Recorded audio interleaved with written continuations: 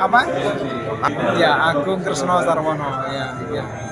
Dan sebagai ketua Dewan Pengurus Wilayah ASDQ Jawa Timur. Ya. Banyak tenaga-tenaga muda yang cukup semangat, cukup kreatif dan berkomitmen untuk memajukan organisasi ini. Jadi ya saya punya harapan besar akan ada perbaikan-perbaikan di kepengurusan yang baru ini gitu. Jadi mereka juga semangat untuk bagaimana membesarkan ASDQ dan bagaimana menambah peran ASDQ kepada stakeholder-nya khususnya di pihak pemerintahan. Merefer sedikit tadi ada sama Pak Ketum disampaikan bahwa sebetulnya sudah tahun lalu, bahkan ada semacam artinya. Ya, jadi gini, kalau di DPW tidak ada masalah, di DPW Jatim tidak ada masalah, tapi di DPP-nya setelah Munas ya ada sedikit gonjang-ganjing lah gitu. Itu nggak pengaruh ke? Nggak, kita tetap kerja seperti biasa. Cuman karena DPP-nya belum settle, belum secara resmi dilantik oleh pemerintah, ya belum bisa melantik di DPW, DPP-nya sendiri belum dilantik. Nah, alhamdulillah 2 bulan yang lalu kami DPP sudah, kebetulan saya kan wakil ketua 1, kebetulan sudah dilantik oleh Pak Dirjen Perhubungan Laut, sudah resmi DPP kita diakui oleh pemerintah. Setelah itu baru dilakukan penindakan di DPW gitu. Jadi sebetulnya munasnya sudah tahun lalu, kami juga musbilnya sudah tahun lalu. Kali mengadakan pertemuan, mengadakan diskusi bersama dengan Dishub, dan memang selama ini kita tuh saling bersinergi antara ASDQ dan Dishub, kita saling dukung, saling memberikan solusi terhadap transportasi khususnya logistik yang berkaitan dengan depo kontainer. Nah, kami sudah beberapa pengusaha yang juga sudah meninjau ke sana. Di sana sudah mempelajarin situasinya. Memang saat ini kapal belum ada, tapi potensi sebetulnya ada. Jadi sebetulnya ini antara telur dan ayam ini, apakah mau nunggu kapalnya dulu datang atau mau disiapkan dulu fasilitas pendukungnya seperti depo kontainer. Jadi sebetulnya ada sedikit pemikiran untuk saling tunggu gitu, saling tunggu. Jadi pengusaha depo akan lihat bener nggak akan ada kapal sandar di sana gitu, terus volumenya berapa. Sementara mungkin juga pihak kapal nanti kalau sandar di sana kira-kira ada fasilitas pendukungnya apa enggak. Jadi mungkin ya akan saling menunggu satu dengan yang lain. Tapi prinsip kami selalu mendukung program-program pemerintah khususnya dalam hal kelancaran transportasi, kelancaran logistik, karena memang kenapa dibangun di Probolinggo juga karena di sana potensinya ada, dan kemudian mengurai kepadatan di Tanjung Perak ya Pak, mengurai kepadatan Tanjung Perak karena Tanjung Perak sudah lumayan padat. Ini teman-teman semua tahu di wilayah Kaliana, Margomulyo itu sering terjadi kemacetan yang diharapkan kalau ada penyebaran kegiatan di Probolinggo nantinya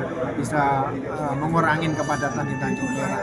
Artinya ASDQ butuh kepastian ada kegiatan di sana maupun fasilitas yang akan disediakan. Sebenarnya gini, karena pola kerja sama ASDQ dengan pelayaran itu, ASDQ itu ditunjuk jadi partnernya pelayaran. Nah, pelayaran kita bekerja samanya dengan siapa? Kalau tidak ada pelayaran yang meminta gitu, ya kita juga nggak berani bergerak di sana gitu. Selama ini kan ASDQ ini kan partner dari pelayaran. Jadi pelayaran rata-rata memang tidak memiliki lahan, memiliki depo, itu kerjasama dengan usaha depo. Nah, kami biasanya partner kontrak dengan pelayaran. Jadi tidak bisa misalkan saya buka depo di sana ya, terus kemudian semua pelayaran diminta untuk masuk ke tempat saya nggak bisa. Ya harus ada kerjasama dulu, harus ada kontrak dulu gitu, dan lain sebagainya. Jadi kami nunggu perintah dari pelayaran gitu. Misalkan saya mau masuk ke sana gitu, silakan. Berarti PR-nya ini bagaimana caranya membawa pelayaran ke Probolinggo? Kuncinya di pelayaran.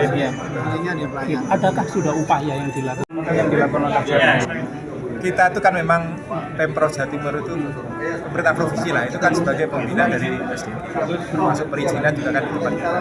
Sehingga yang paling kelihatan ya perizinan itu pokoknya kalau soal itu nggak ada hambatan sehingga. Jadi beliau kalau soal kursi izin, monggo. Kalau bisa selesai sehari-hari, tidak ada alasan apapun untuk kita tidak support. Termasuk gini, kalau kemarin ada problem-problem SDG di lapangan, misalkan mungkin ada kemacetan, kita carikan jalan keluarnya. Alhamdulillah kemarin kita juga dari bidang pelayaran, dari bidang lalu lintas, itu sudah ketemu di beberapa tempat Pak. Fasilitas juga dengan SDG untuk kita ketemu di lapangan dan kita cari jalan keluar cari supportingnya, saya kira agar kebutuhan SDG di lapangan bisa lancar dan imbasnya nanti kemana-mana, jadi ekonomi lancar, distribusi logistik lancar, semuanya lancar sehingga mudah-mudahan peran itu sebagai jangkar yang mengawal transportasi di Jawa Timur khususnya di transportasi laut ini bisa. Tadi ngutip sedikit saya dari pernyataan jenengan bahwa akan menjual pelabuhan di Probolinggo. Bukan menjual lah ya. Artinya seperti apa? Gini, mempromosikan. Ya, kalau istilah menjual itu mungkin bukan menjual, mempromosikan. Kan selama ini ASEKI sangat aktif di kawasan Surabaya dan sekitarnya. Di pelabuhan di sini udah oke lah, tidak ada masalah. Cuman yang pelabuhan-pelabuhan yang lain di luar itu kan memang perlu kita dorong. Sehingga kita berharap ASEKI nanti juga bisa hadir ke sana ke Probolinggo. Karena Probolinggo itu sekarang menjadi pelabuhan kedua terbesar setelah kawasan Tanjung Perak dan sekitar. Itu dan alhamdulillah juga Probolinggo itu yang mengoperasikan adalah BUMD milik Pemprov Jawa Timur, namanya PT Jati. Nah, kalau ASEKI bisa berkolaborasi dengan DABN untuk memajukan Probolinggo sangat luar biasa. Karena dermaganya sendiri sudah sangat support. Dermaga itu sebagian itu yang support Jawa Timur yang membangun. Sehingga kalau itu beliau bisa hadir ke sana, bekerjasama, berkolaborasi, saya kira akan sangat prospeknya sangat cepat. Nanti tinggal bagaimana kita mewujudkan ini, mungkin step by step harus kita optimalkan komunikasi dengan semuanya. Termasuk dari Pak Steven juga, tentunya mereka juga sangat siap. Oke, terima kasih. Ketua. Kita terus dorong operator pelabuhan dalam ini PT DABN untuk lebih keras lagi bekerja agar potensi-potensi ada yang nangkep gitu. Ini kalau nggak ditangkap ya kita bekerja keras untuk menyiapkan dermaga yang demikian bagus itu tidak optimal. Mubazir. Sekarang itu memang shipping line sudah datang ke sana tapi yang peti kemas belum ada. Yang curah sudah banyak di sana. Cuman yang peti kemas ini yang General Cargo banyak ya. Artinya terkait dengan fasilitas, kalau memang nanti itu akan terjadi, bagaimana? Siap atau bagaimana? Loh, kalau peti kemas misalkan handlingnya kan bisa dikerjasamakan, itu sangat sudah ada masalah gitu. Tapi yang penting dermaga itu sudah sangat siap. Dermaga itu kedatangan kapal dengan 50.000 ton sudah siap. Yang kita bangun terakhir kemarin panjangnya sekarang udah 400 meter. Lokasi depo juga. Lah, lokasi depo nanti itu yang connecting antara SDG dengan shipping line tadi ya. Kalau sudah ada ketemu, kalau soal lahan saya kira depo di sana banyak tempatnya yang bisa dimasuk. Sekarang bagaimana caranya Disu bisa membawa pelayaran hadir itu yang siap. itu. Mohon doanya lah nanti selalu saya sentuh lah Pak Steven ya sering saya sentuh. Coba nanti kami sendiri juga. Gitu. Karena memang itu hitung-hitungan beliau kan pasti harus hitung-hitungan bisnis lah ya. Kalau kita lebih ke pelayanan ya, tapi kalau bisnis itu memang tidak sepenuhnya bisa dipaksa untuk masuk kalau memang secara bisnis tidak masuk. Oke, matur suwun. Oke, sampun.